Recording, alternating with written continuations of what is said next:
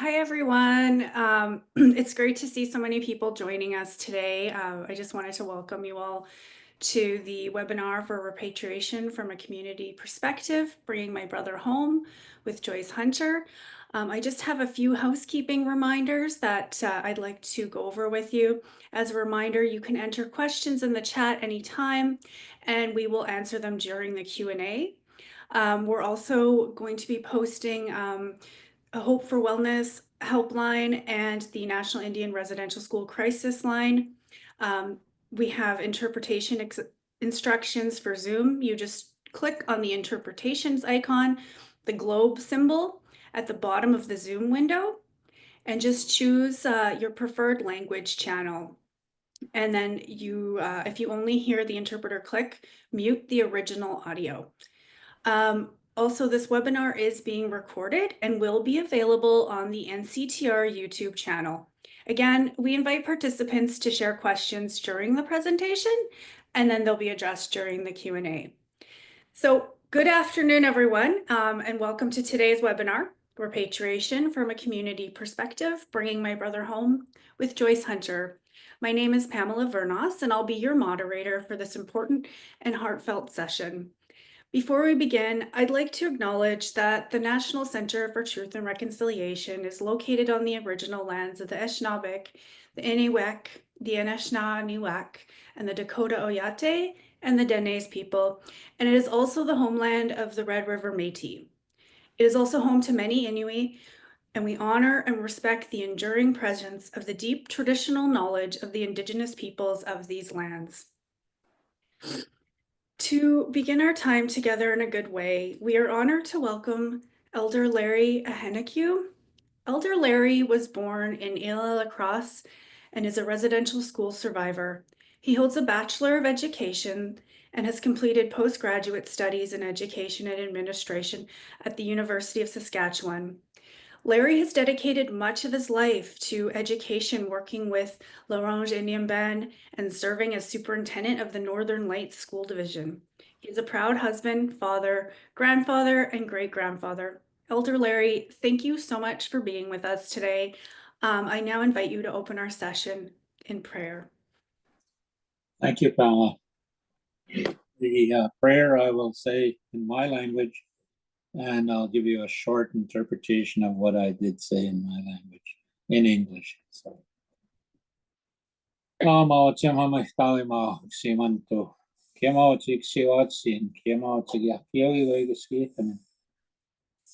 Pizza hugitatuskia että pyytät me gojakoon skagiksi paa toitsi gojako.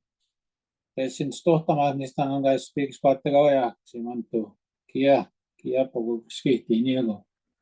Kia pogukski tässä muistakaa vittuja kannuskagiksi paa. Stehen miehtiin kutagiksi paa kutagissa kai miin tava vahtamaksi mantu. Kia kaksi vatsi. Kana uimenaan. Kana uimekin taasem sanana. Kahkia on noussem naanak no chapanak meinaksi mantu. Kia kaksi vatsi. Miek huistoo absisten stohtamuin. Puutiet niak no vats. Teisin stohtaas vogista. Kalpi speaks haatet se pahpiitos. Että toskiagan kapit saut. Nia kemien. Että toskiagan nemiega anmanu ihuin. Kiisek maska. Mistä on meitse niego. Mitä patsihtaan että kaakiskessiaan. Ikoki uskinaa vahviago. Mutta em honnasko takiskessiaan tanssi muisteisi kaattegoja. Maaga kiisek maska. Nämä meitseego niego. Se manto anuspagissa miuk mohtio en miego tahto tagapiuitap megoahko tahtoagi motiotseguta tapikskata uutta tohtamagitseguista oksimantu kia kahkiogi wegenski. Hi. Great Spirit, I thank you for this beautiful day. I ask for your guidance today, that you send your helpers to help us understand those kinds and those things and those issues that will be talked about here today. We ask that you give the presenter the humility and the presence of mind to say those things that are true and true for those who are listening. Great Spirit, we thank you again for a wonderful day. We ask that you keep our families safe, Great Spirit, our children, our grandchildren, and those of our great-grandchildren, and yet those unborn. Great Spirit, we thank you. We thank you from the bottom of our hearts. Great Spirit, as we travel, keep us safe today. For those that come from a long distance, help them to have that safe travel as they go home, Great Spirit. And today's session, Great Spirit, give our presenters the wisdom and the knowledge that they need and have to share with us those things that we need to begin to understand or understand as we go through the session today, Great Spirit. We thank you from the bottom of our hearts. Hi, thank you. Thank you, Elder Larry, for your words and grounding us in this space. It is now my pleasure to introduce our presenter, Joyce Hunter. Joyce is Cree from Winnisk First Nation, located along the Hudson Bay coast in Northern Ontario, Polar Bear country.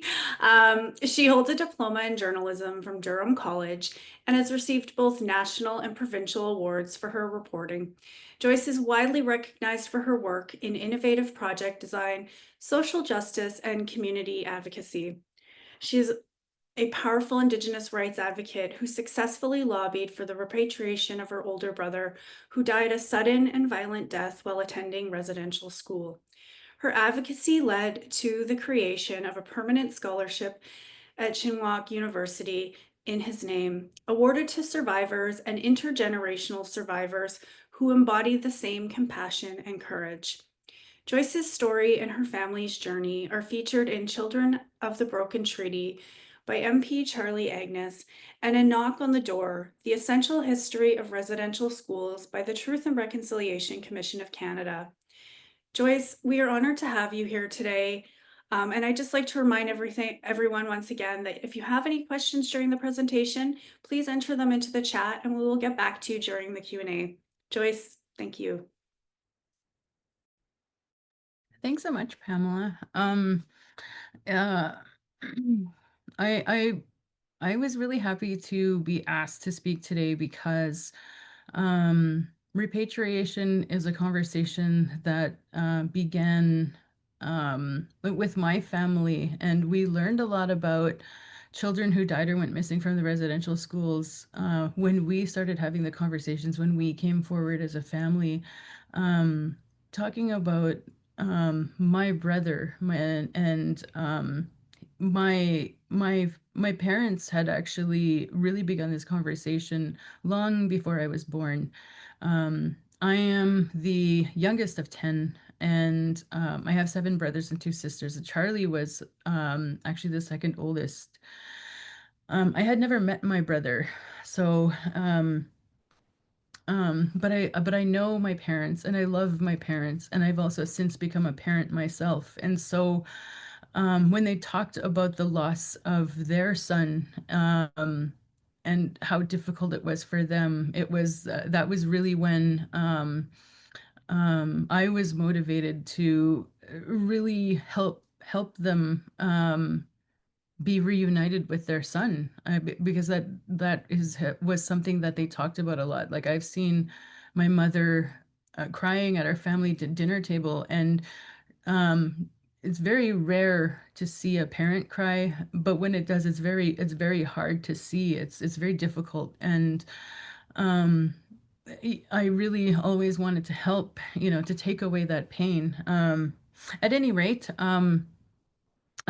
definitely thank you for giving us this opportunity. The other thing that happened was that in the course of the advocacy work and reaching out to different groups and organizations, and even government officials, we learned a lot about the technical side of repatriation, and what that entails. And so what I'm going to do today is take you through our family story, and then but there's going to be technical aspects associated with it. I do understand that some of the participants here today are here because they want to learn about the residential school experience, And there is definitely a darker side to that.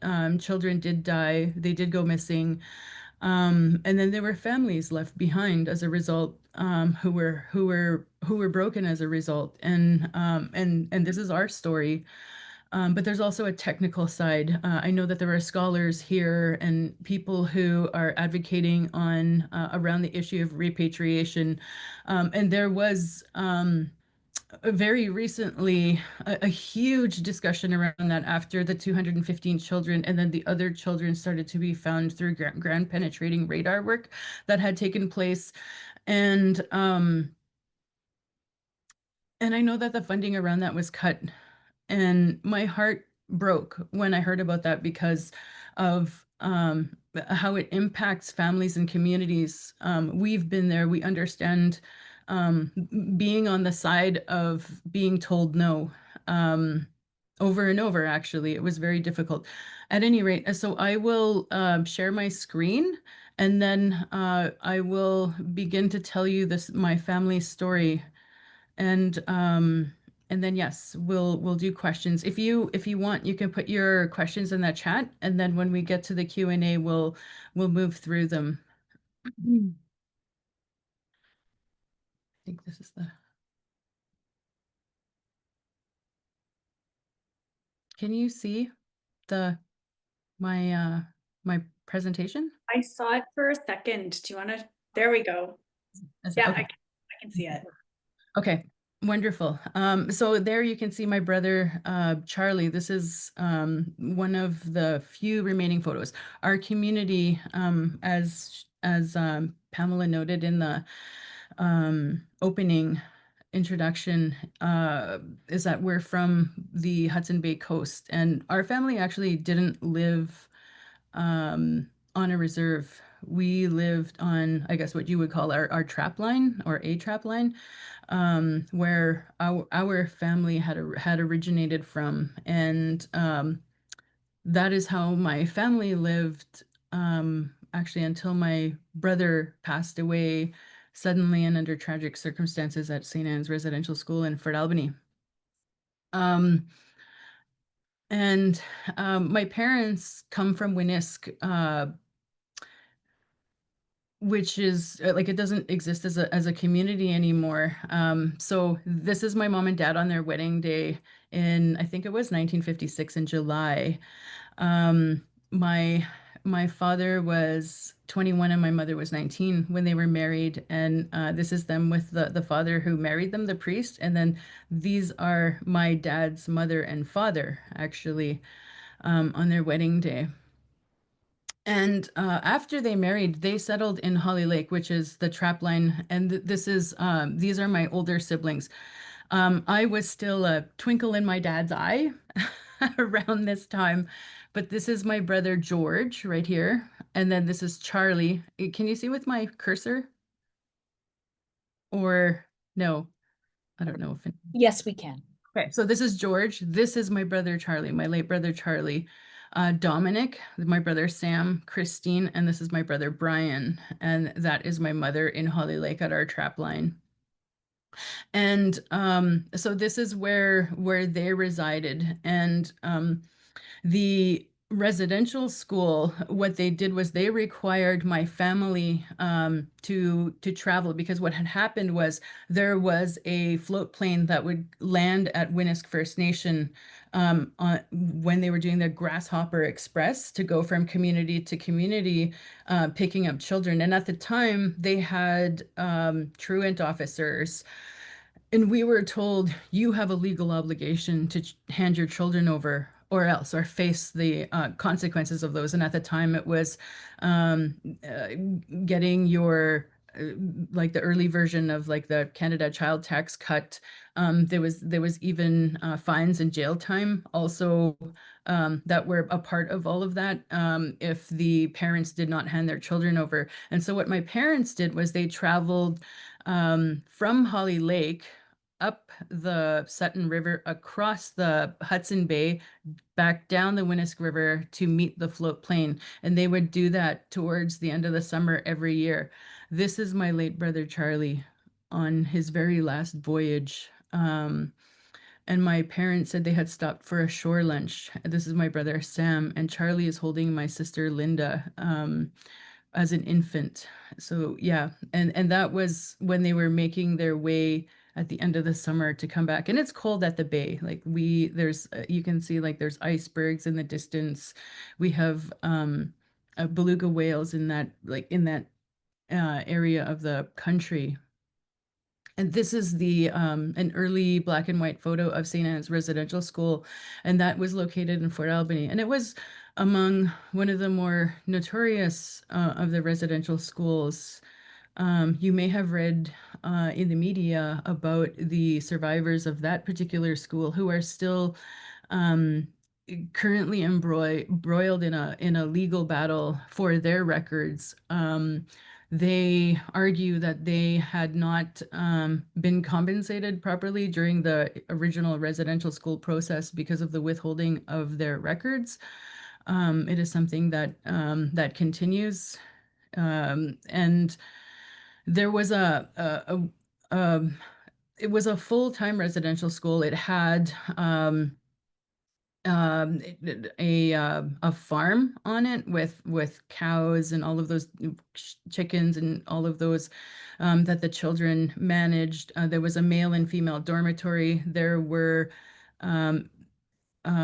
teaching staff and administrative staff and groundskeeping staff that were associated with that particular residential school. And it was located just outside of the of where the First Nation is now. And I say was because many years later, somebody went and burnt the building down. I'm sure that there was some kind of relief that came from not having to see that building there. So my brother, there's a typo there. He passed away on October 23 in 1974.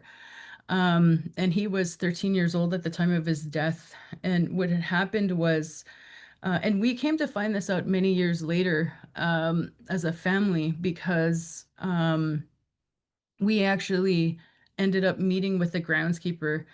And how that happened was many years later, I was working with like on a youth media project, and I went to Fort Albany and I stayed at an Airbnb, and the Airbnb happened to be the home of the groundskeeper who attended the school. And he told me two things, and it was that after they closed the residential school down, that these government people came and they took all of the records out of the building and left with them. And those are the ones that are under contention even now to this day.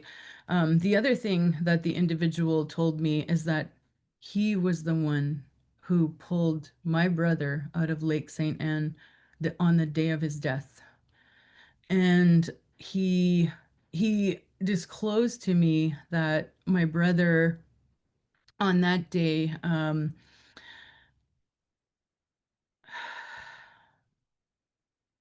well, I mean, I should back up a little bit. On that day, the headmaster of the school had called a meeting with all of the staff. And what had happened was he had left all of the children unattended, and a group of them had decided that they wanted to go ice skating at Lake St. Anne.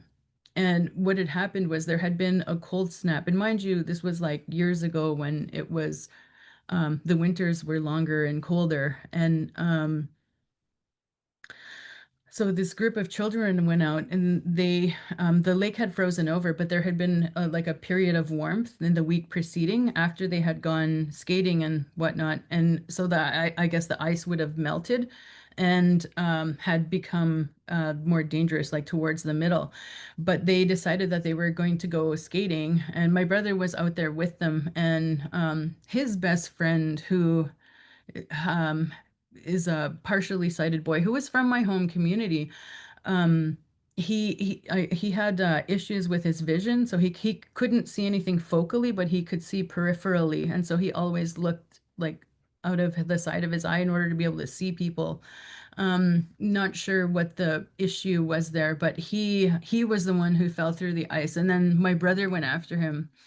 And and what they had said is that he fell into the water under the ice, and then the children were screaming, and the groundskeeper heard, and he became very afraid because he had a son himself who was around the same age, he told me. And then he said that he ran, and he came upon the site, saw the children, and they were around the edge but didn't want to go right into the water, and so he found a long pole, and then there was a nails towards the end of it, and so he hooked it up, and then he said he went in, and then he hooked my brother and pulled him out, and then he started administering CPR. And after a while, the headmaster came running down the trail, and then he said, "Stop, take him to the nursing station." So there was like a nurse's office attached to the residential school, and they took him there. The police were called, and he did not allow the other staff to talk to the police, because the police came and did an interview and talked to a couple of the children and the headmaster, and then went away. We did file a Freedom of Information request many years later, and the story that's there, and then the story that the groundskeeper told us doesn't really line up. And but all of that didn't come into our knowledge until many, many years later, until I attended this youth gathering that was happening in Fort Albany. And this was after my father had turned 75. So, I mean, this is going to become important later. Um, so, um, and like, I think context is important when we're talking about distance, because my father was extremely heartbroken. And at the time that my brother had passed away, so this is where my brother drowned in 1974 in Fort Albany. And this is our home community. And we had a flood, and our community was moved inland. But generally, like, Holly Lake is located here, like somewhere around here. So remember I said we would leave Holly Lake, go up the Sutton River, across the Hudson Bay, and then come into Winnisk. So that is the annual trek that my parents made, because they didn't want to live on a reservation at the time. They wanted to live on the land. And uh, people didn't really start coming off of the land and to live on reserves, and like until around that period in the 40s and 50s and the 60s. My parents didn't leave until after 1974, which was when my second oldest brother passed away. Um, and then my family moved to Winnisk, and all of the children were then enrolled into the day school there. That then followed the residential school experience, but was still a continuation of the federal government's policy of assimilation. Um, and at the time, like what had sorry, and then what had happened was, from where he passed away, my brother's body was then sent to Timmins to be autopsied, and then I don't know if it was the government of Canada at the time or if it was the Oblates who made the decision, but the diocese of like our territory was, the seat was in Moosonee at the time. I know it's since changed, but they sent his body to Moosonee to be interned there. They didn't talk to my parents. They didn't consult with them. They didn't show them any respect. They went ahead and unilaterally made that decision without consulting my parents. And now, in terms of the autopsy, there was an investigation I noted that was conducted. There was the OPP were sent in, but they also sent my brother's body to Timmins, St. Mary's Hospital, actually, to be examined by the coroner. And I just wanted to show you this because of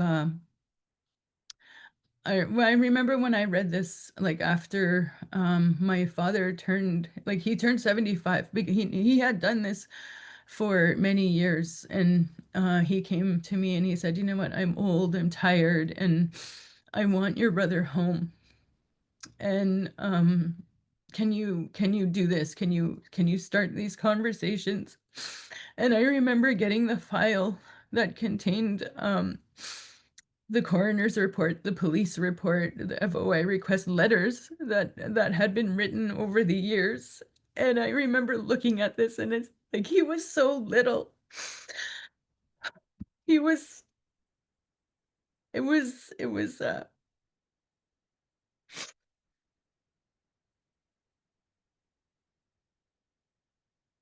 I'm sorry. But just looking at this and thinking about how the circumstances in which he died, and how he must have felt in his last moments, for me was really difficult. And I remember thinking, okay, we have to get this done. We have to bring him home. We have to help mom and dad. And I felt so connected to him when I saw this. But yeah, this is at the time when I saw that was the thing that really hit me hard in the heart, and where I doubled my resolve, because I had already written letters myself after my dad had asked, right? Because I had made calls and all of those things to have this. But this was the death certificate that was issued by the coroner. And the coroner ruled that his death was by asphyxiation through drowning, and that it was an accident, and that there wouldn't be an inquest held. Now, inquests, we later learned, are held as a result of to prevent deaths in similar circumstances, and whether they were needed. And then just going back to what I had said earlier, um um about the coroner's findings. I wonder even today if the groundskeeper had been interviewed, and that it, like, at the time, would have come out that this individual, the headmaster, had called for a staff meeting and pulled everybody off, leaving the children unattended, whether the results would have been different for him, and then for the justice and the respect that my brother would have received, and my family, my parents by extension.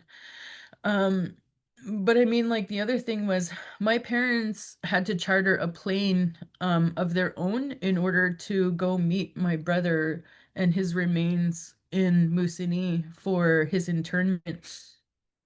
And like, I mean, it's not easy because there's no roads connecting Winnisk First Nation, where my family and community is from, to where Charlie was buried.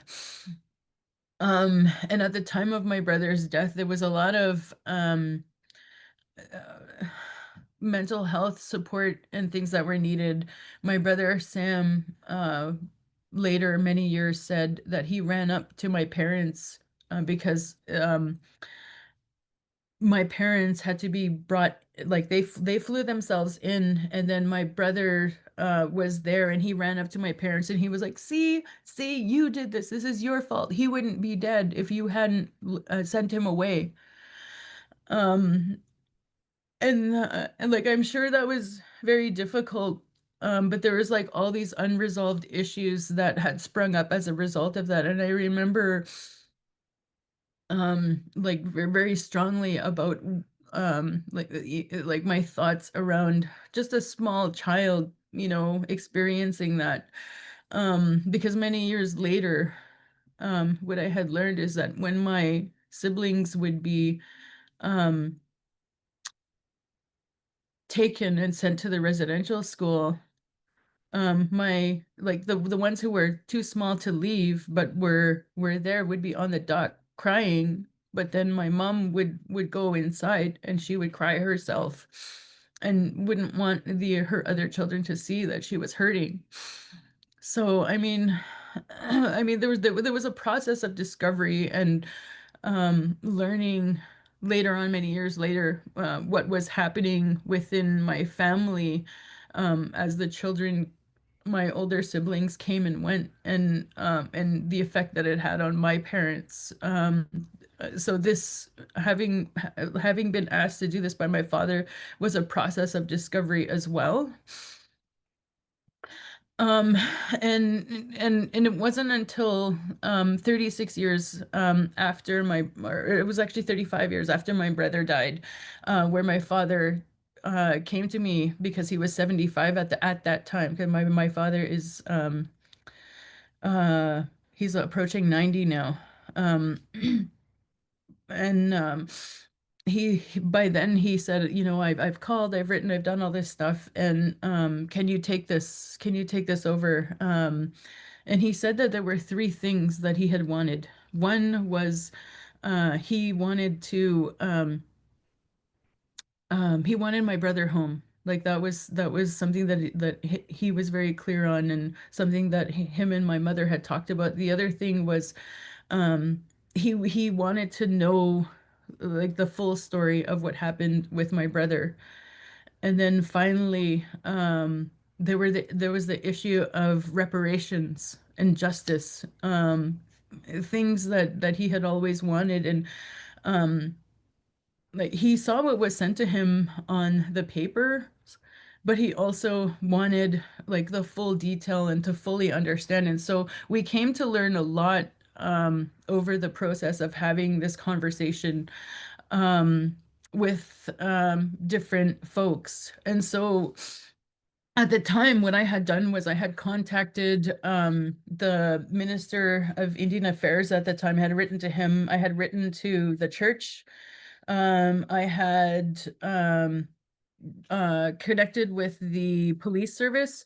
And I mean, that's the thing too, is like there was changes in jurisdiction, right? Because at the time, Fort Albany was policed by the Ontario Provincial Police. And now Nishnawbe Aski Police Service is the new service provider.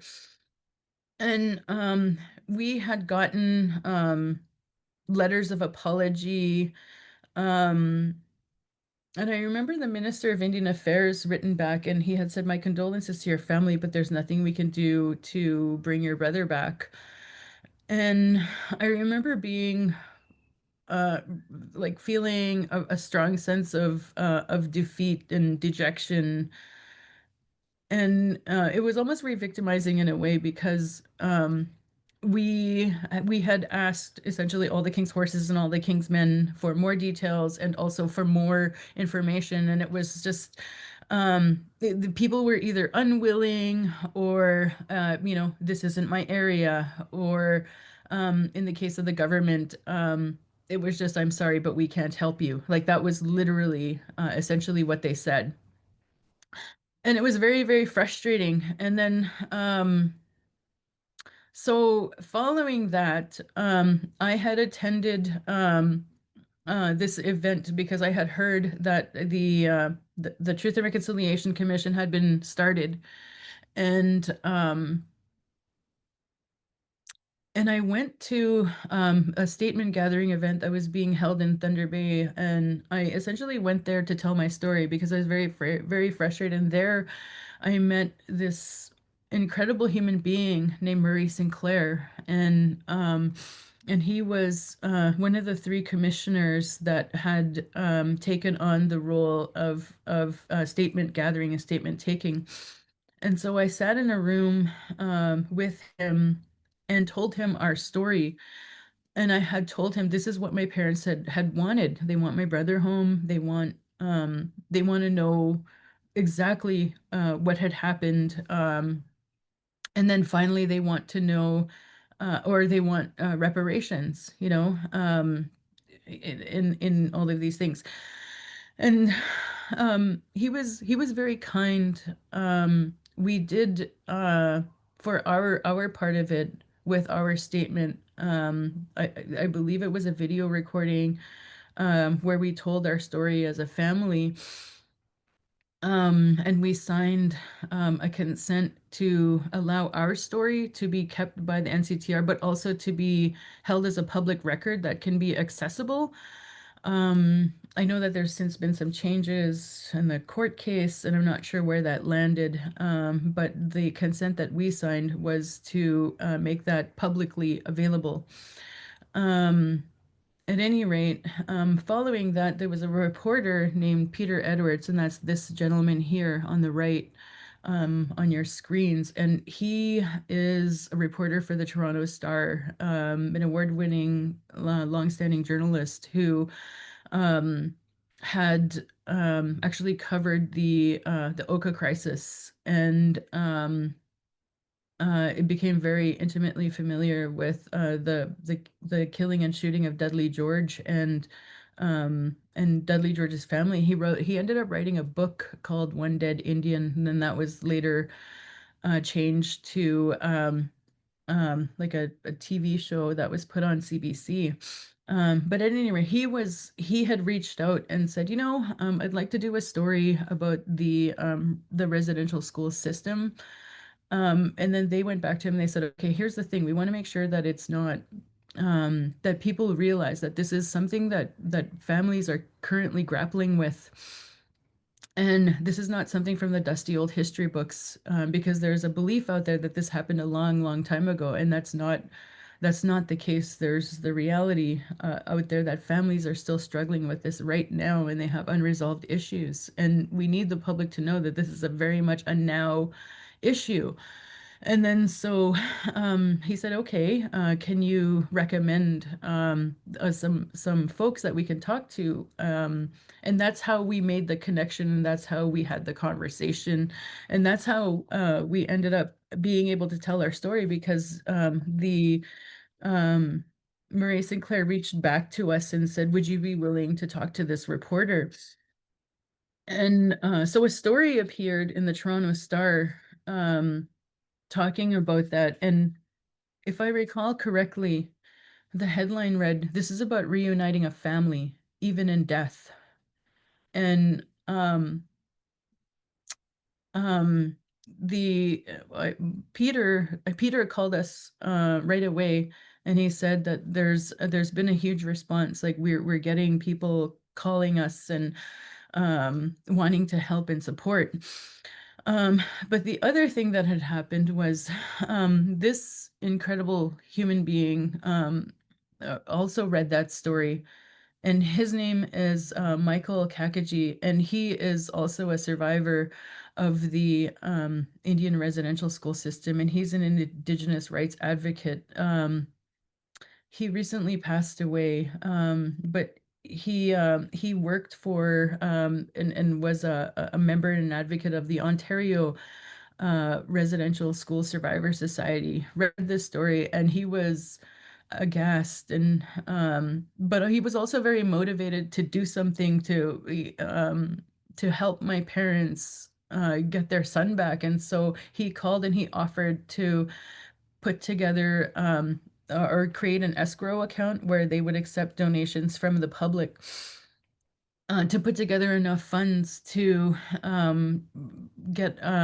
my brother exhumed and then have him transported back to our home community, so that he could then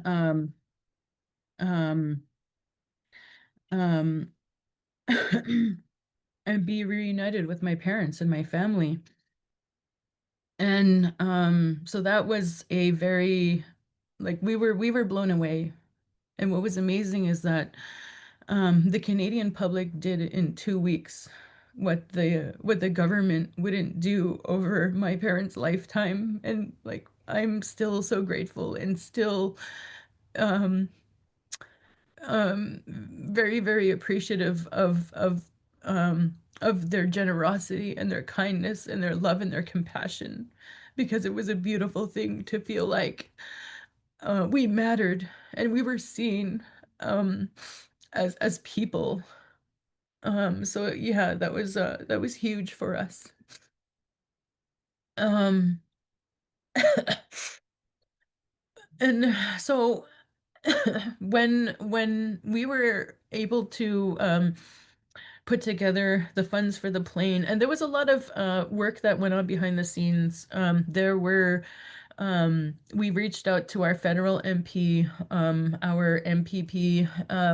We had to deal with the health units because we were going to be crossing from the Porcupine Health Unit into the Cochrane District Health Unit in order to transport our brother home. And there were like jurisdictional issues associated with the exhumation. And the other thing we were told is that this is not something that is commonly done. It's very rare to exhume a long dead person and then move them and then reinter them somewhere else. There are health and safety concerns associated with that. And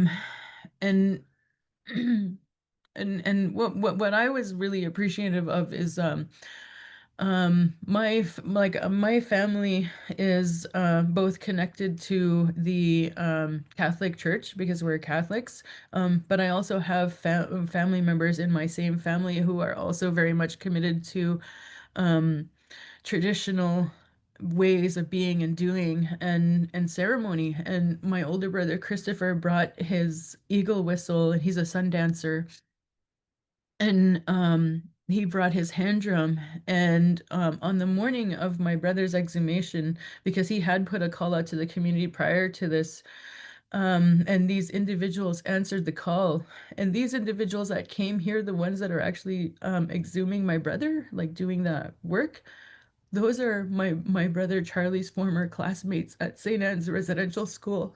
And so there was a lot of singing, but there was a lot of crying. And it was a very solemn event when my brother was being exhumed at the cemetery in Moosonee.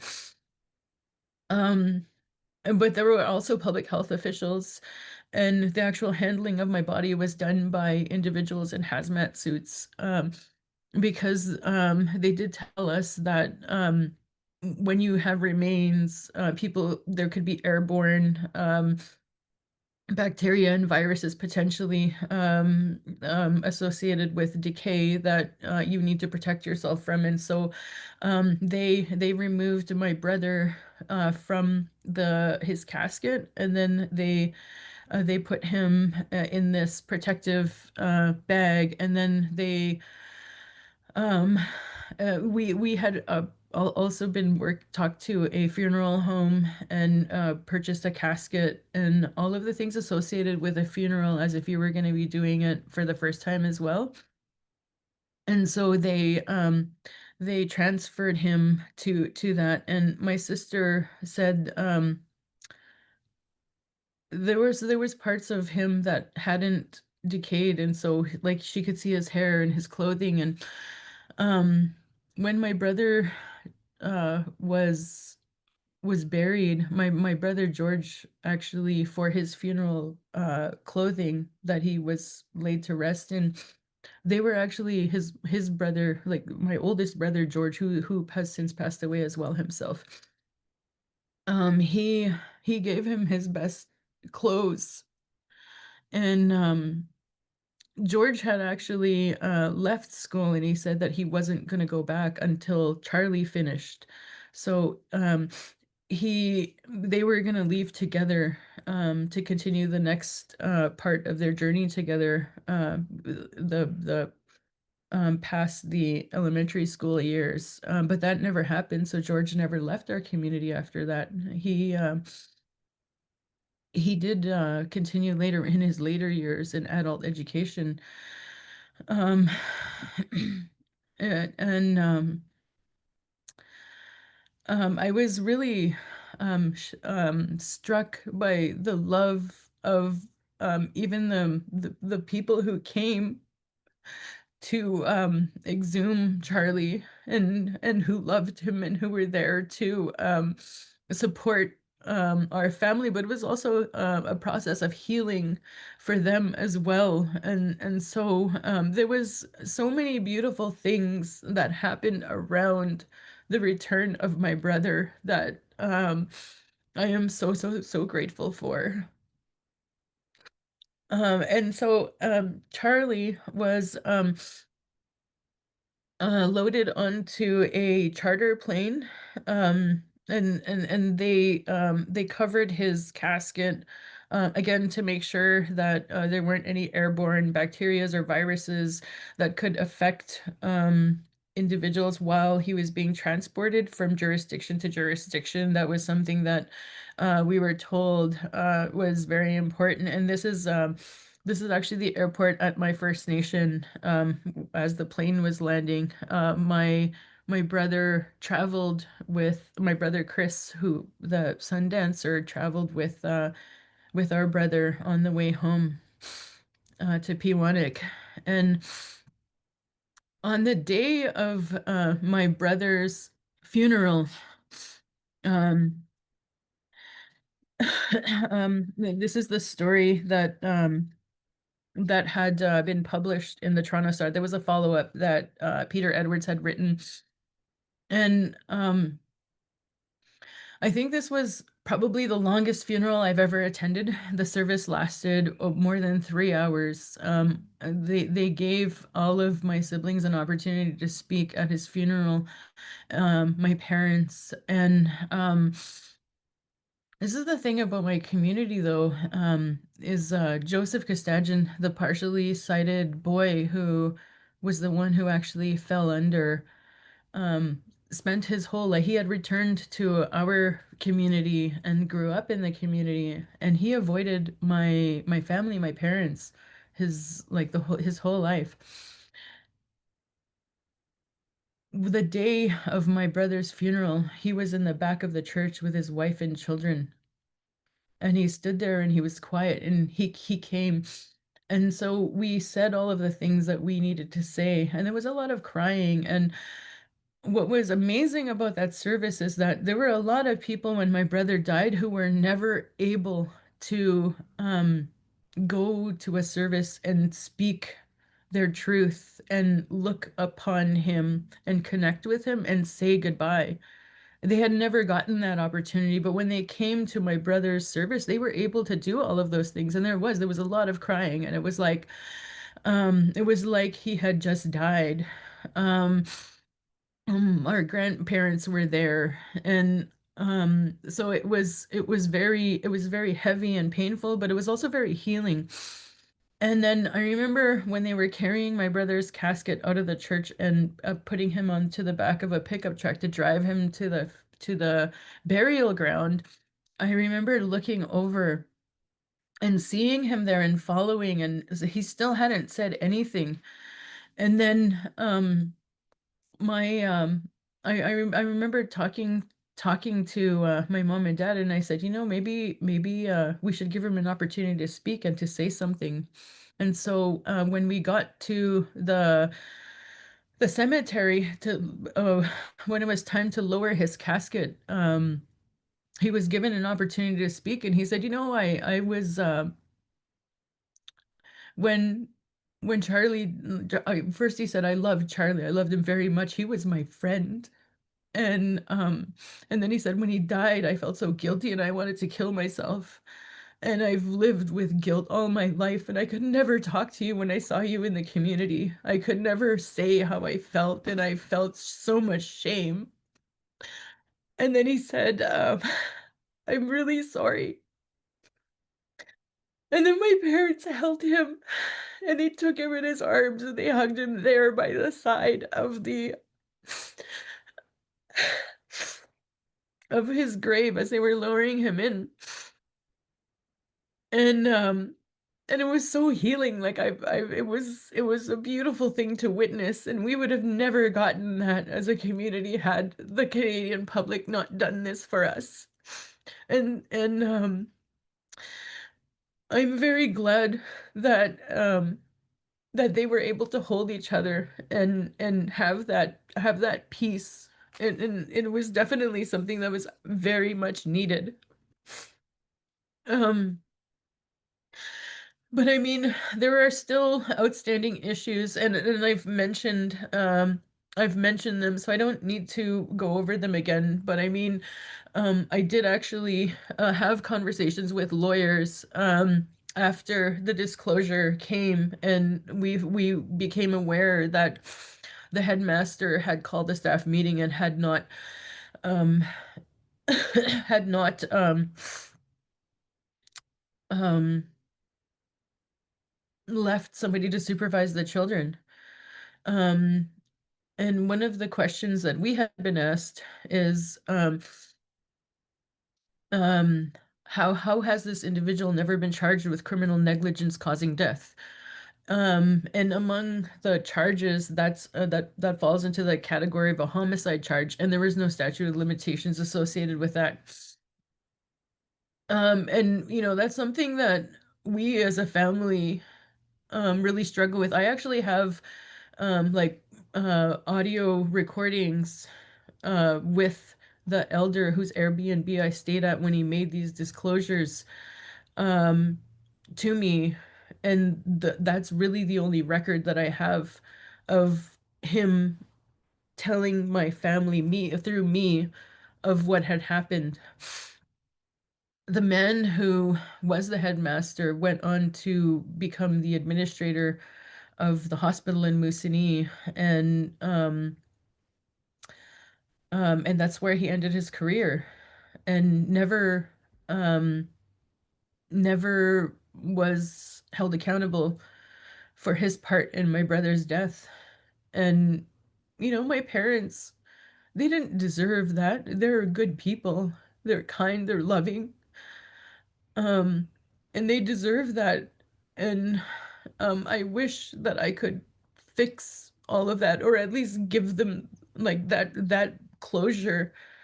Um, and um, they're on like closer to the end of the winter of their lives, and these are still things that still haven't been settled, and uh, I feel bad for that because I have reached out, and I have actually contacted the Crown Attorney's office, and I said, hey, listen, I have this information, how, you know, let's address this. And on that front, what I can say is the stonewalling has continued, and it remains something that's unaddressed. And I would really like to um leave the like I don't want to leave it unfinished. I would like to address those issues on behalf of my parents and my family. Um at any rate, these are my parents, and on the this is my brother. My mother actually, after Charlie passed away, she sold beadwork. She would sew, making hands and sorry, mittens and moccasins and things like that. And she raised the funds to order a headstone for my brother after he had passed. And so that was actually there in Moosonee, um and it was brought home to Pewanik, and it's there at his funeral. But like I said to I had written a letter back to the Toronto Star to say thank you for writing that story and kicking off this whole process. And I said, you know, there's something really powerful about being able to go to your loved one's grave and to be able to put your hand on their burial mound and have a conversation with them and lay your flowers down. Um, and I know that there were so many children who died or went missing from the residential schools, um, whose families were left behind, who may never get this opportunity, because I know that our experience was very rare. And I really hope that the government will turn its decision around and change this for the families, for the communities, because they deserve to be loved, to be seen, and to be treated with respect and dignity. Okay, so that's my presentation, and thank you for sitting with me and listening to our family's story.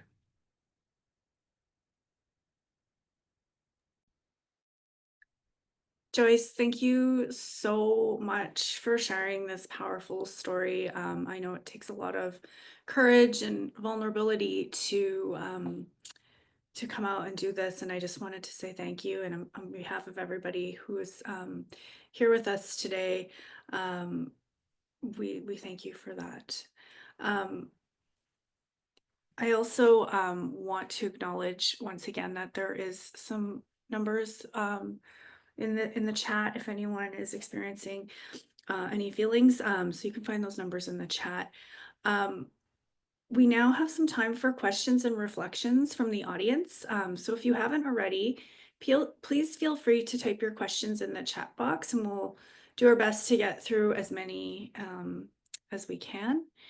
And I don't see any. So if anybody has any questions, we can go ahead and put them in the chat box. But I have some questions because this is the second time I've been able to, I've been honored to listen to your story. And one of the questions I have is, what words of hope can you provide to the audience today for those who have families that have been left behind in all of this?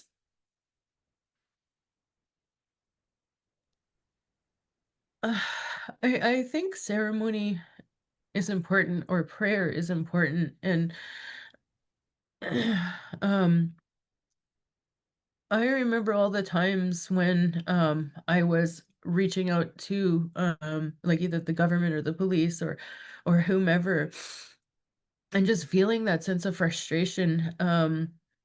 But I found that going to talk to people that I loved and respected, and who loved and respected me, and being able to share and have those conversations was validating, and it was very healing. I don't think that there's I mean, there's two types of ways that people pass away, right? There's when you know that they're sick and unwell, um, because you have time to mentally prepare. But when they're pulled away from you in ways where it's sudden and it's under tragic circumstances, it's very hard. I find that it's very hard for people to heal. And so when people do come and honor them in their story, it is very healing. Um, I know that there were different ways where families can um, uh, um, I guess access those, but definitely I think the most important thing is talking to people about it, to continue to tell your story, because eventually one day you will find that that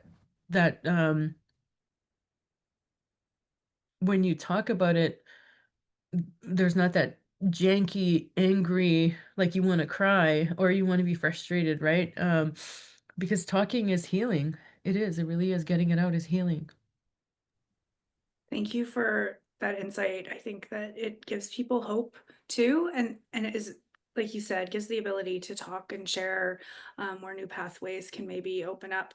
Because you also talked a lot about how through sharing these experiences in this journey, that it was the Canadian public who was able to really facilitate and bring attention to this so that things could start moving. And I just find that such an important piece of all this story is that it took not only the strength and courage to start moving it forward, but it also took the strength and courage to talk about it within a public space. And can you just talk a little bit about what that was like, and if you could offer any words of wisdom to the audience? Well, I mean, it was really odd because the reality is, when we went to go talk to Justice Murray Sinclair at the Truth Gathering, he really was very apologetic, and he was like, "I'm sorry, like there's really nothing I could do. Like we're here collecting statements, and that's the extent of our role." And I remember feeling so crestfallen, and it's just like, oh, like um because that's the other thing is, there's a lot of like different organizations that'll come in and they will have conversations with people, and there's always that hope that you have, right? And yes, it is important, like I said, to tell that story, But that sense of power, like being able to have and carry power, to tell your story and to share that, I think is also really important. And the relationship with the public, because that's the other thing, is that people do care, and I'm not sure how different governments allocate um that sense of safety, that sense of community, and then um, how they're going to address issues. I mean, because the residential school something was something that they had legislated into existence, and then they were held to account for. And then there has been a period where there was a lot of time and attention put to it, and it was very much needed. And I really feel like that was just the beginning, and we were starting to make advancements, and then suddenly um, the political wind of the day has shifted.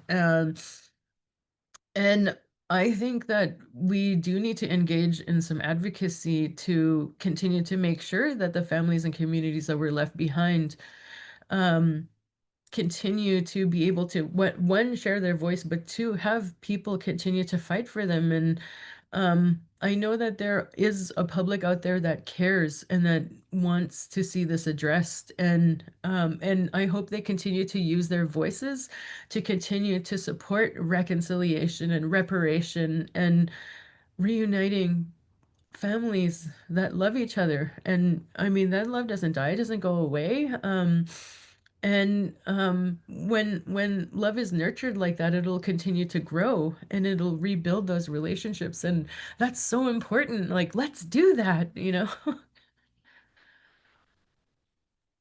Yeah, that's such a great call to action to both those on the call, but also to the Canadian public writ large, is that there's still a lot of work that has to take place within the space of reconciliation, and where and what can we do with our voices to continue this journey. I know that you talked a little bit about the impact of funding and the cuts that have taken place, and how difficult that has had to have been, both for you on this journey and then for those also seeking reparations. But um, was there a lot of cost that had to come out of your own family's pocket to move this forward? Oh, so at the time, we had actually looked into the cost of transportation, and then the cost of an actual funeral, and so we rolled it all up together into that. And like I said, we were really blown away because after we had put all of that together, um, the fund that we had quoted when we were talking about it, because we talked to the Michael Kakaji at the Ontario Residential School Survivor Society, and then we gave him the number that it would cost. And what was really amazing to us at that time too is the Silicon Area Aboriginal Management Board, I think they're called. No, the Silicon First Nations Health Authority. They came to my brother's funeral service, and they brought a group of mental health workers in order to provide support. And so they were there with my parents and my family around, like, at the time of my brother's funeral, and they helped and supported Joseph as well when, we all became aware that he was struggling with suicidal ideation leading up to and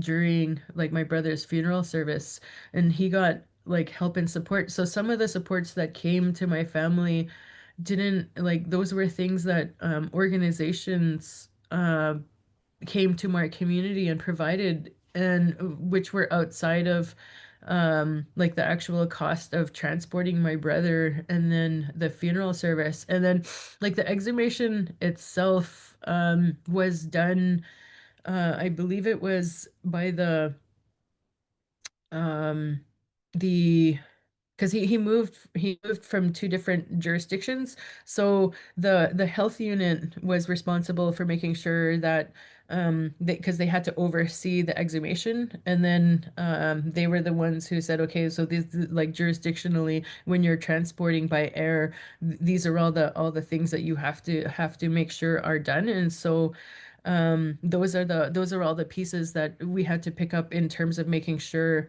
that people weren't going to get sick as a result of moving somebody who had been deceased for 36 years. Yeah, those are a lot of different organizations and people and governments that come together. But personally, I mean, like we bought flowers and those kinds of things, and brought them to the funeral service. So the big expensive things were the things that we that were covered under the escrow account that was put together. So essentially, that was the Canadian public who came to support my parents in the return of their son to our family and our community. Yeah. Thank you for answering that. I do have a question that just came in on the chat. So the question is, do you find there is a specific media type or format that is most effective or impactful in telling and sharing these stories? Well, I mean, the for our family, I think it was the story itself was what was compelling to the Canadian public, and at the time, ours was told through like in print media through the newspaper, and so um, um, they couldn't hear our voice or meet and see and talk to us and know us, but it was just the story and like the circumstances around my brother's death, his age, I think is what really struck a chord in the public's hearts in order to respond. But I mean, the other thing that had happened when the story was first published was I started getting calls from different like scholars from around the country, and they were like, because this has been something that people who have been looking and supporting community members from around the country, like there have been people doing this work long before our story was published. Um and I think it was the first time that at that time that the issue of repatriation and children who died or went missing was being told publicly and had that far of a reach, right? And the Truth and Reconciliation Commission had already begun its work, and so it was already starting to ramp up. And so I think that our family's story also helped to contribute to the starting the discussion around the children who died or went missing, because the if you recall, going back when you look at what had happened, Phil Fontaine he attended a residential school, and he was one of the people who started the class action lawsuit around the survivors of the residential school experience. And then there was the whole argument that had happened at the time around um, like even calling them survivors versus former students. Like there was this huge discussion, but when the lawsuit actually took place, they had to build a scope of parameters around that residential school system, and children who died or went missing from the residential schools were left outside of the scope of that. So for the compensation for that, um there was just silence around them and their experience and their families. I believe there's if I recall correctly, there's going to be a separate class action lawsuit to be filed around that particular area. And I'm not sure where or how far along it is. But yes, I have met families, and actually, in fact, on the day that I told my story, Because I see a question in the chat about have I met anyone with similar stories? Yes, I have. Um, because of the discussion that I have had and put forward with and on behalf of my family, um, I have been shoulder to shoulder with people who have told their in one instance it was a gentleman who had disclosed about a family member at a residential school, and there was a individual who had that was part of the administrative or teaching staff who had assaulted a child, like in administering corporal punishment, and then that sibling suddenly not being there anymore, and I mean, there was a whole discussion around it, but I don't have permission to tell that story. It was very shocking at the time to sit right beside someone with Justice Murray Sinclair there taking our statements. And so, yes, I have heard very difficult, very painful stories about people who have lost family members. Um, over the years. But I've also talked to people who, not forensics, but people who do, like, they look through archives, looking for where people have landed and how they ended up missing. And, there's still a search for them. So, yes, I have absolutely seen that. I have a few more questions in the chat for you. So thanks again. The second question in the chat is, thanks for sharing your story. I'm glad to know who was your brother. Is it possible to have a criminal negligence legally recognized against the school board or the church, perhaps the individuals? I can't imagine the difficulty you and your family had to go through all of this legal battle. Okay, so here's I'm not sure how that would work because like our witness has since passed away himself because he was quite elderly when I met him. The gentleman running the Airbnb, I have the digital recordings that I like from doing the interview, and it's in Cree. Um and it's actually in two parts because when I was doing the interview, my batteries died, and then so I had to go back get a new set of batteries. And he actually took me on a tour of like where he ran. He showed me Lake St. Anne's, and then he showed me like he did a like essentially a walkthrough with me around the site, and he walked me through what had happened that day, and then like the schoolmaster coming running down. He showed me all of that. Um, and so I have those recordings. They would need to be, I think, independently verified. And I don't know if they would be accepted as evidence. I don't know like what the um legal parameters are for those kinds of things. And then the other thing is like as a witness, he passed away. So I don't know how that would happen. What I have been told in the legal realm is that um,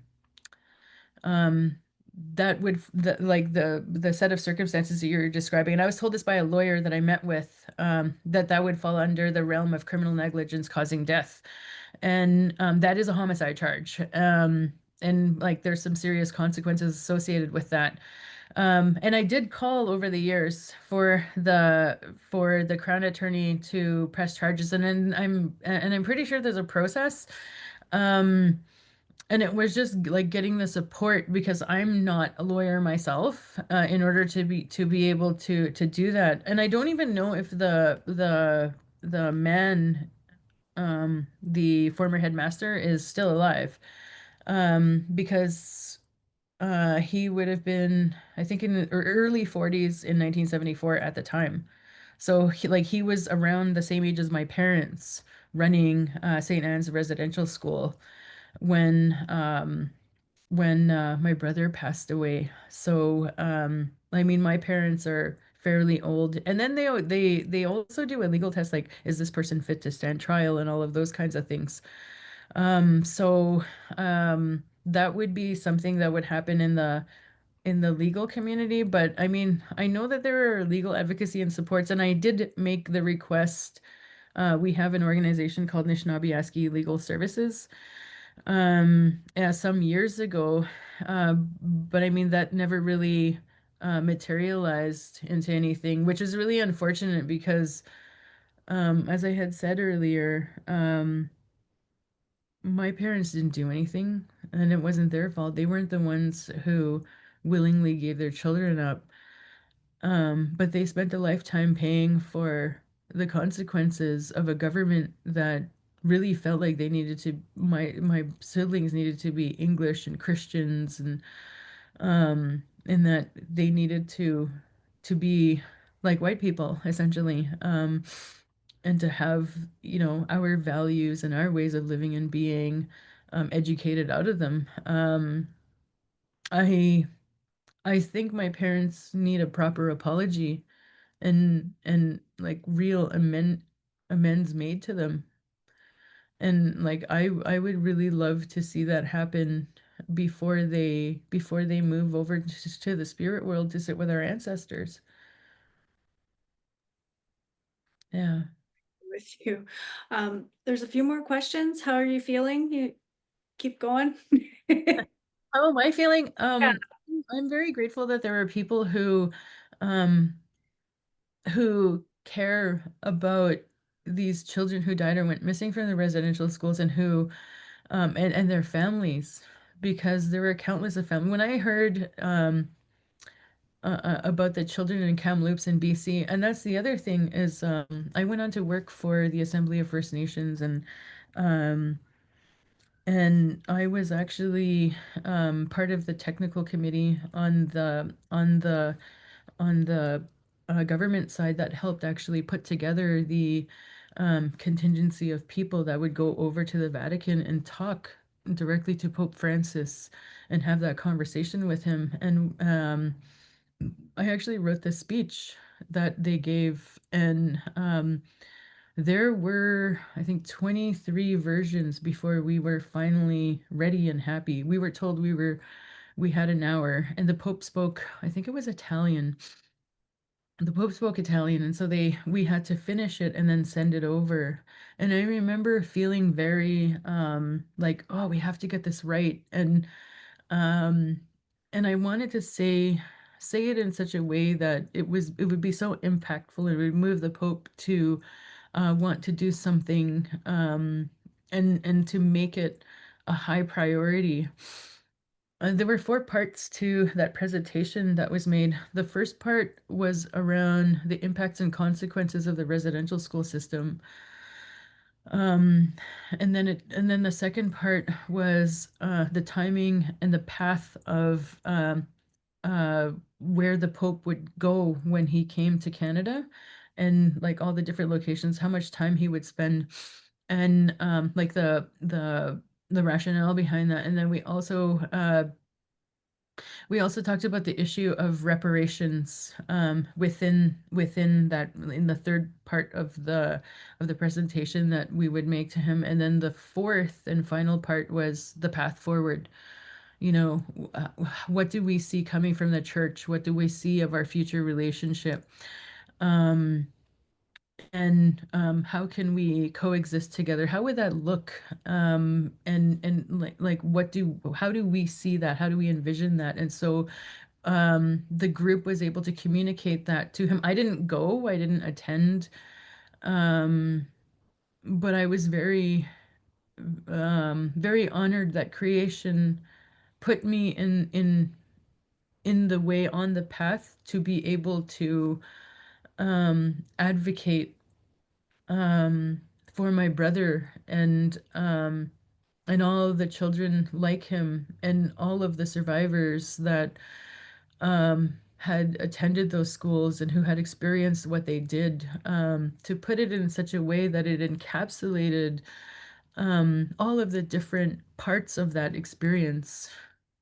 Um, it was very sacred work for me, and it was very um, I think it was one of the most important things that I had ever done, relative to advocating for my people. It was a very powerful thing, and it feels important to have been able to contribute to empowering my own people to tell their story in such a way that's impactful. So I'm very grateful to have had that opportunity. Thank you for sharing that with us, Joyce. I know that you were part of that process. There's two more questions in the chat. The first question is, I wonder about the impact of the upcoming potential destruction of the records we'll have on families who want to pursue repatriation. And perhaps there's an opportunity for survivors, if survivors don't contact the NCTR about preserving it. So I think the NCTR can answer that part of the question, but curious what your thoughts are on the upcoming potential destruction of the records and what the impacts You on families.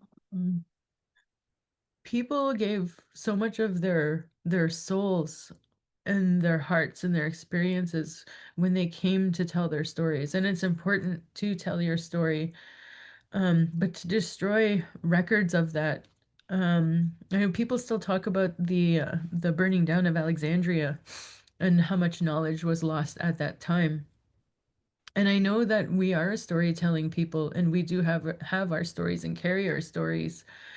um Reconciliation would be difficult, if not impossible, with our counterparts in the broader community, um, because I mean the our counterparts in the broader community, their culture is really centered around using books and other form of media to be able to tell and share stories. And if this is how they learn, why are we destroying those records? I like it in my from my own perspective, in my view, and from where I'm sitting as an observer around the issue of reconciliation, because people are always talking about reconciliation.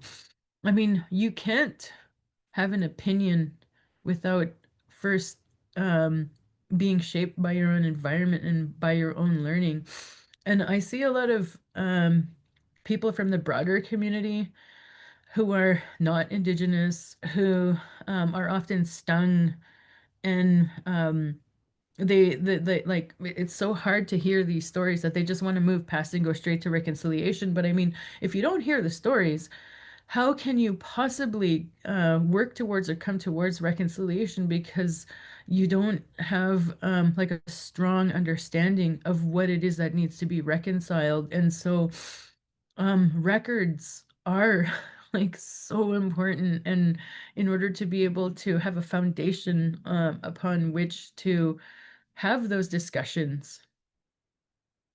Yeah, and Governments are always saying that too, like we need what is it? Evidence. evidence.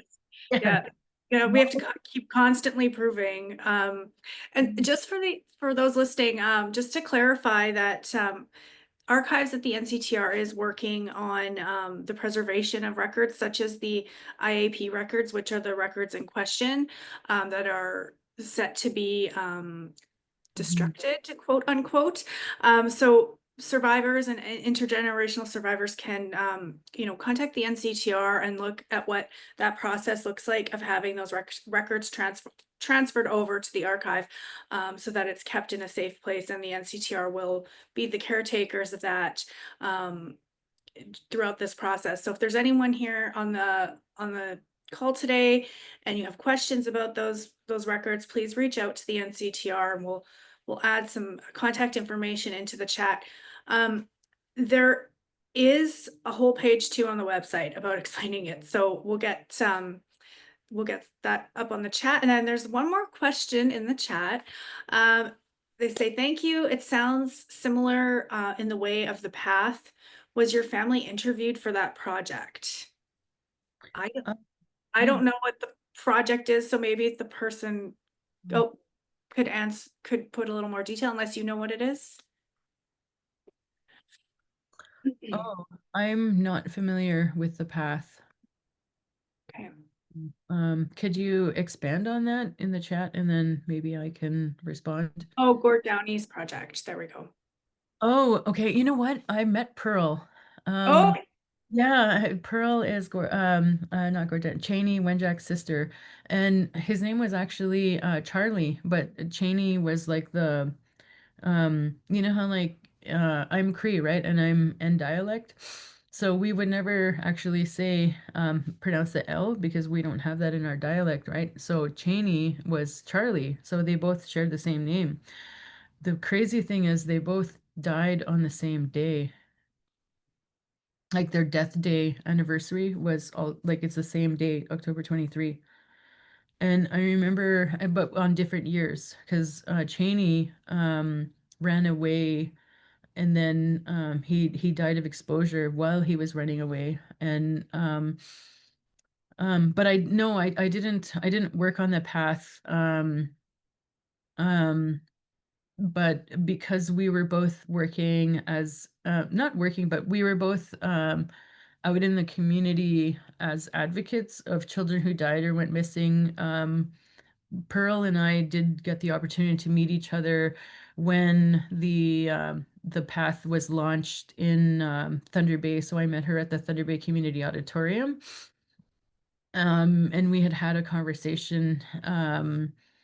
So like we were in each other's orbits as a result. And so Cheney Wenjack has like his name lives on at the Oshki the Cheney Wenjack Foundation. Yeah, so and then and my brother's his name lives on through the scholarship that is handed out at Shingawak, which is like Algoma University in Sault Ste. Marie, and that one is handed out to First Nation, Métis, and Inuit people who demonstrate the same selfless compassion as my brother, because my brother died saving another boy. Um, and so that's the process for accessing that Charlie's um, scholarship, which I think is a beautiful nod and like a legacy piece for my brother. I'm so very glad that that each year there's consideration given to other people who demonstrate those same characteristics and qualities as my brother. absolutely. It's such a great way to create that legacy for your brother. I just want to thank everyone who's been engaging in the conversation today and who's attended and shared their questions in the chat. Your voices are really an important part of the conversation. And I just want to acknowledge once again, Joyce, that it's been an honor to sit with you today. And I know how much courage and strength it takes to share the story, no matter how many times you've shared it. So again, merci. And just to close, I just want to ask if you have anything else you'd like to share that maybe you've missed. There's no more questions in the chat.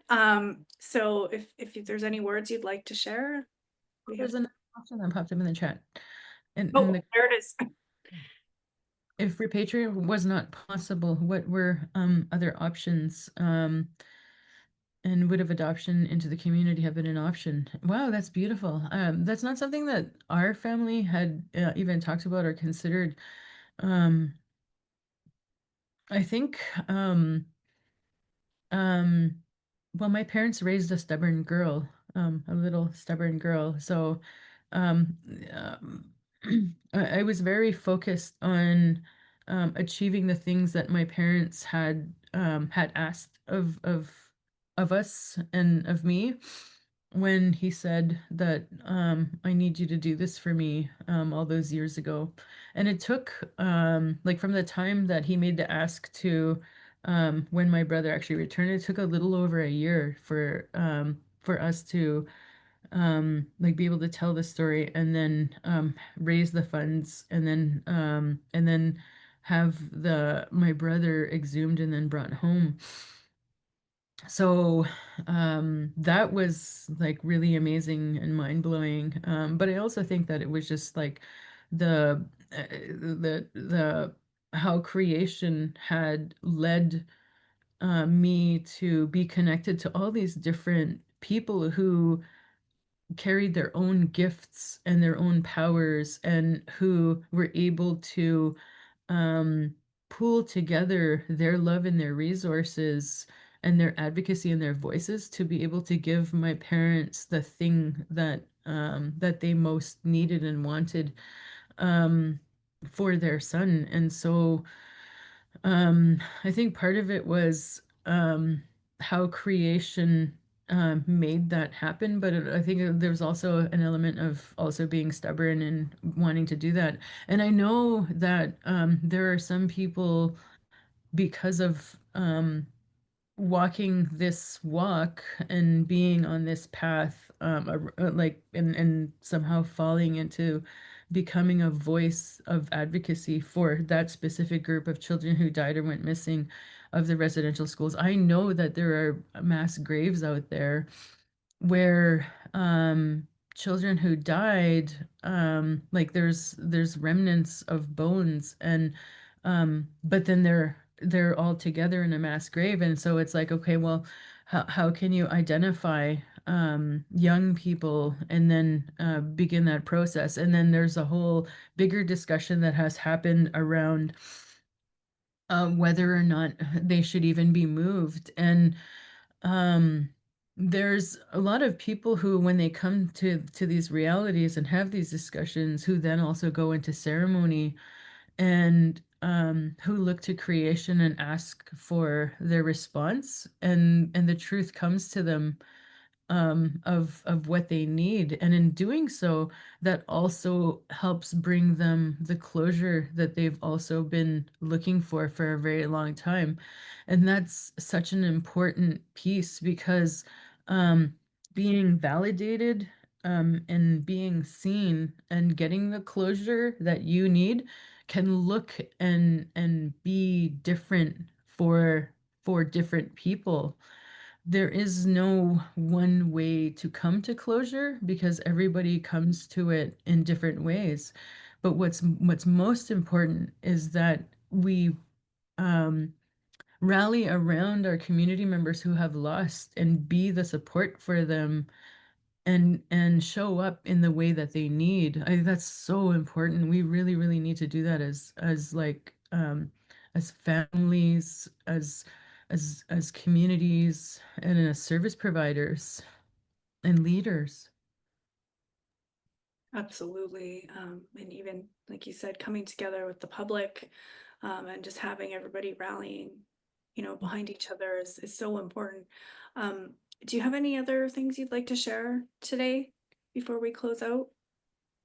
Um, I mean that love that because I mean ultimately at the end of the day that's what we all want and what we need. And that's where reconciliation is going to come from. And I know that there are like members of the public out there who also want to see reparations and justice be achieved for the children and then also their families who were left behind. And I hope that that advocacy continues to happen and that families do come to that place of closure and being validated and being seen and knowing that they're a part of this community that we have now come to call Canada, right? And there's such a huge, like diverse set of interests and groups within that community. So, and we have a ways as a people before we arrive at that place. It's going to take a long time, and um, yeah, I would turn to the governments and say, like you were just really starting to get going on this realm, and we really need you to keep going because that was just the beginning. Like there's so much more work in this realm that needs to be done. And I think that's where I would like end the discussion here today, is like by giving a call to action and saying, don't throttle this, don't slow it down. We actually need more movement here, not less.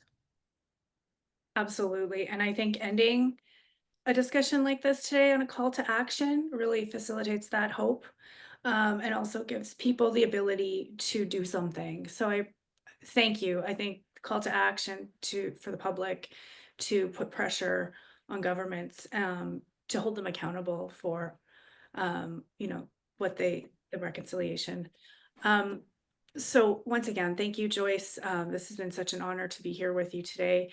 And just to close out our time together in a good way, I'd like to invite Larry again to offer prayer. Elder Larry, I see you've joined us, and I'd just like to thank you. Thank you, Pamela. Joyce, you've told a powerful story today, one that needed telling. And I'm sure it gives hope to others who grieve for loved ones. It took strength and courage for repatriation. Your story is timely and gives hope and strength to others who seek closure for their lost loved ones. Joyce, I thank you very much for your words. I listened intently. At one point, when you did break down, and it's natural for things like that to happen, I raised my eagle feather to you and hope that by doing that, it helped you in some way to feel, I think, the love that people have for the story you've told, and the love for people who have for you for being brave.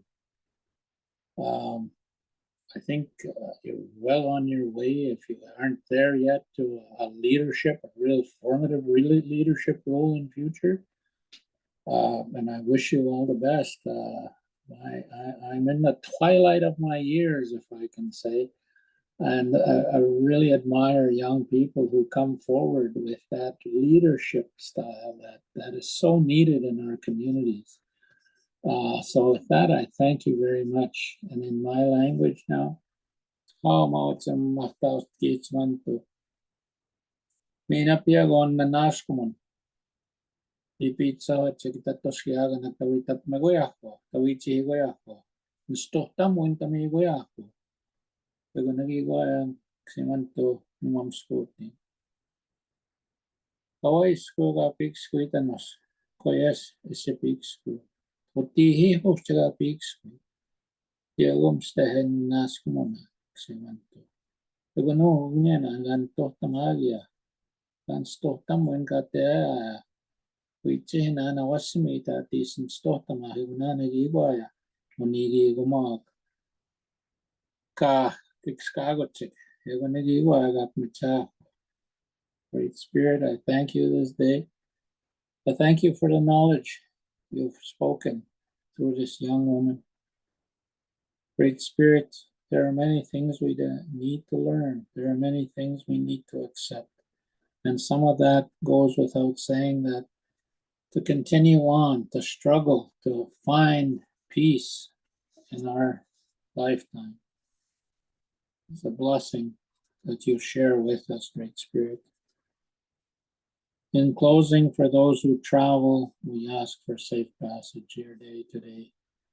We ask that you continue, for those of you who do this type of work that this young lady has shared with us, we ask that you be given strength and that your helpers come and help you to do what needs to be done. Thank you, my friends, for listening. I hope you all travel safely and stay well. Amen. Thank you, Elder Larry, for your words and guiding us through today's session. Before we close, just a few final reminders. Today's webinar has been recorded and it'll be available on the NCTR YouTube channel in coming days. And also, if today's discussion has brought up any difficult emotions for you, please remember that support is available through the Hope for Wellness helpline and the National Indian Residential School Crisis Line. Both numbers are in the chat. And once again, on behalf of the National Center for Truth and Reconciliation, I just want to extend our deepest thanks to you, Joyce, for being here today, and to you, Larry, for your guidance, and then for all of you joining us today and holding space for this important conversation. Merci. Thank you. Thank you so much. And I also hope that you all have a wonderful day, and that you go really bug some people, hopefully powerful people, who can say that the children who died or went missing still need advocacy, still need support, still need to be found, still need to be, if they're not brought home, then to have like either a monument, or some way that their lives and their passing is not unmarked, that there is a record somewhere, and that there is acknowledgement, and that there is space in the public for their memory to live on, because we need those, their family needs those, and we would appreciate your support in that. A great call to action and a great way to end today. Thank you so much. Have a wonderful rest of your day, everybody. Kiistä. Be good. Hyvät.